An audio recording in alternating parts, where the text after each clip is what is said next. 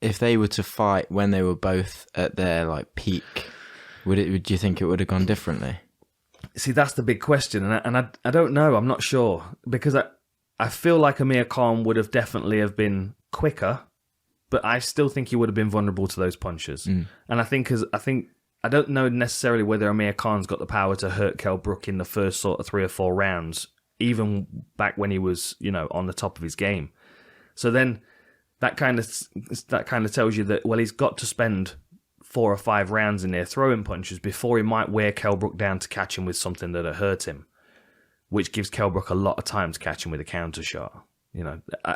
I don't know. Kell Brook looked like the bigger fighter. He looked like the stronger fighter in there. He looked like he was more determined, and I would imagine that's been all the way through his career. Like he's always kind of been swimming against the stream. It feels like with Kell Brook, he's always like tried to get the opportunities, and like when Amir Khan was winning the silver medal, Kell Brook was like just about to turn pro, and like going through the kind of the grassroots boxing scene, which it's got to be hard work. Yeah. It's got to be, especially when you've seen this guy who you've been training with, who got the opportunity to go to the Olympics, and he's now signed a pro contract with loads of zeros. The Olympics gives you that like household name as well, doesn't it? Everyone's seeing you on TV, and then when you do make it pro, you've already got a bit of an audience and a bit of a fan base. Exactly. And it's a credential, isn't it? I mean, it's like same with Henry Cejudo. It doesn't even matter that he wasn't coming into MMA. It wasn't staying in his sport. Like if someone came over from boxing into MMA, we'd be like, they're an Olympic gold medalist boxer. Like it's a big deal because you are the best in the world as an amateur at that point.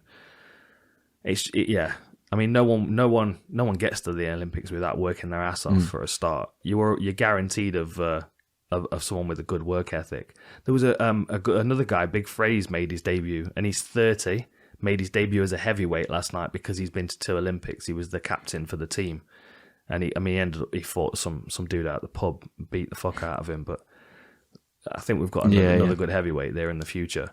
That was one weird thing about it, and V was picking up on it as well because we watched the whole of the undercard. But we started at the first fight all the way through, and like the amount of guys and like the commentators doing them no favors. And I mean, they're good guys. I know them. I've worked with them, but they just don't do them any favors because they're going,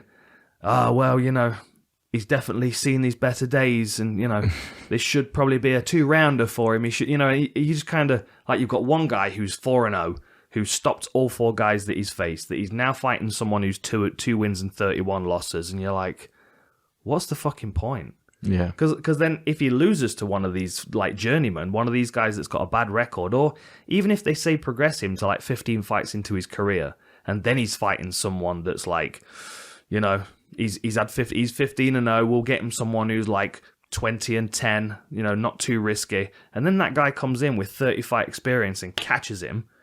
That's that prospect's career over. Yeah. Like when Amir Khan got knocked out for the first time in his career, it was like, fuck, better hang up the gloves. It's such a weird difference to MMA.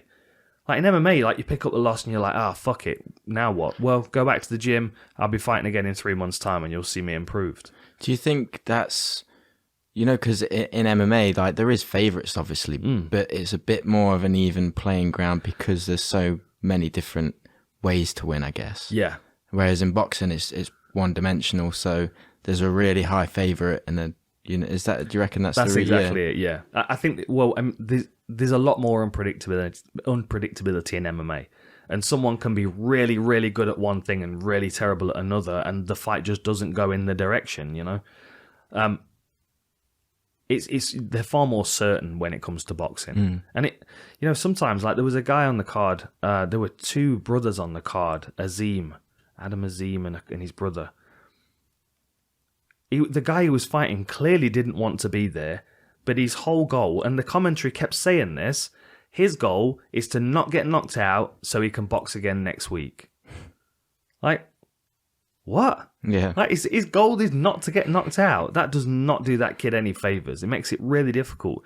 Vidal was on it. Vidal Riley. He trained KSI.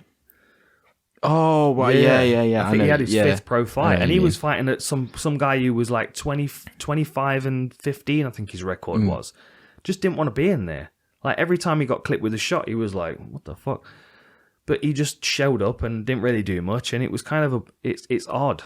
It is such an odd thing. Like, to build a fighter publicly like that, to give them people that they're definitely going to beat, or almost definitely going to beat.